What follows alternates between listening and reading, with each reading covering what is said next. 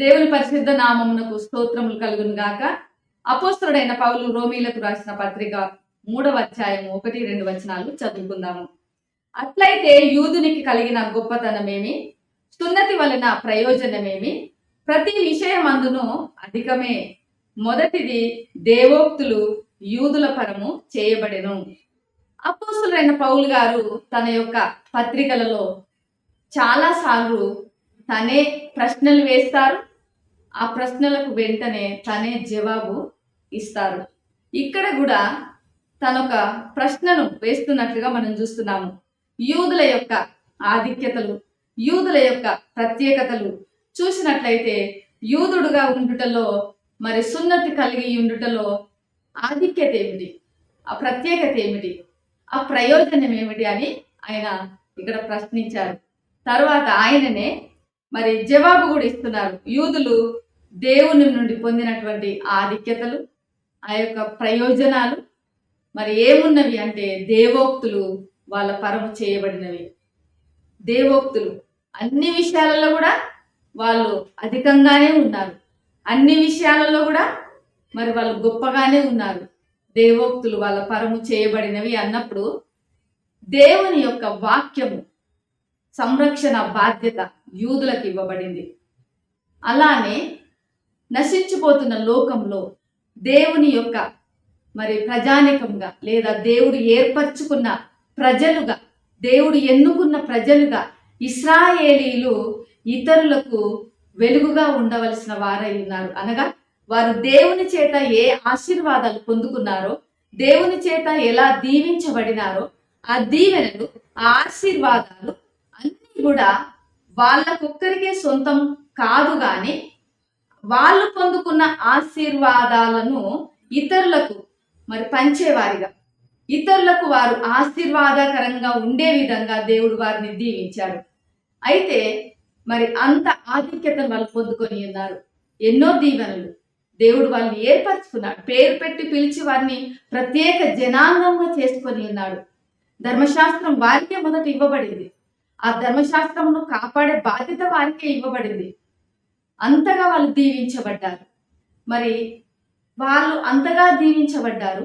మరి యేసుక్రీస్తును అంగీకరించిన మనము, మరి మనకున్నటువంటి ఆధిక్యత ఏమిటి? ఆయన చేత పిలువబడినటువంటి మనము, ఆయన చేత ఏర్పరచబడినటువంటి మనము, మనకున్నటువంటి ప్రయోజనం ఏమిటి, మనకున్నటువంటి గొప్పతనం ఏమిటి అని మనం ఆలోచన చేసినట్లయితే, యేసయ్య బిడ్డలంగా, యేసయ్యను వెంబడిస్తున్న విశ్వాసులంగా, శిష్యులంగా మనకు కూడా అనేకమైనటువంటి ఆధిక్యతలు ఇవ్వబడినవి. మనము ఆత్మీయ ఇశ్రాయేలీలమని మనం పిలువబడుచున్నాము. మనము కూడా అనుదినము వాక్యమును చదువుట ద్వారా, దేవుని సన్నిధిలో మనం సమయాన్ని గడుపుట ద్వారా దేవునితో మనము అభినాభవ సంబంధాన్ని కట్టుకోగలము. సత్సంబంధాన్ని మనం బలపరుచుకోగలము. దేవునితో అనునిత్యము మనము నడవగలము. అలానే మన జీవితాలలో కూడా, అనుదిన జీవితాలలో మనము ఆయన యొక్క సన్నిధిలో ఆయన యొక్క సంతోషము, ఆనందాన్ని అనుభవించగలము. మరి వాగ్దానాలు మనకు కూడా వర్తిస్తాయి.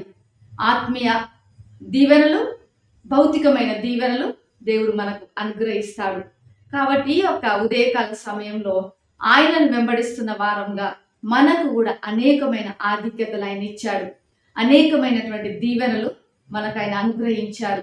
కాబట్టి అనుదినం మనం కూడా ఆయన వాక్యమును చదువుతూ, ఆయన సన్నిధిలో సమయాన్ని గడుపుతూ, ప్రార్థనలో సమయాన్ని గడుపుతూ, వాక్య ధ్యానంలో మనము సాగిపోయినప్పుడు మనము కూడా ఇశ్రాయేలీల వలె, ఆత్మీయ ఇశ్రాయేలీల వలె మనం కూడా దీవించబడతాము. అలానే నశించిపోతున్నటువంటి అనేక మందికి మనం ఆశీర్వాదకరంగా ఉంటాము. మన విశ్వాసాన్ని వారితో పంచుకోగలము, మన ఆశీర్వాదాలు వారితో పంచుకోగలము, వారికి మనము సాక్షులుగా నిలబడగలము.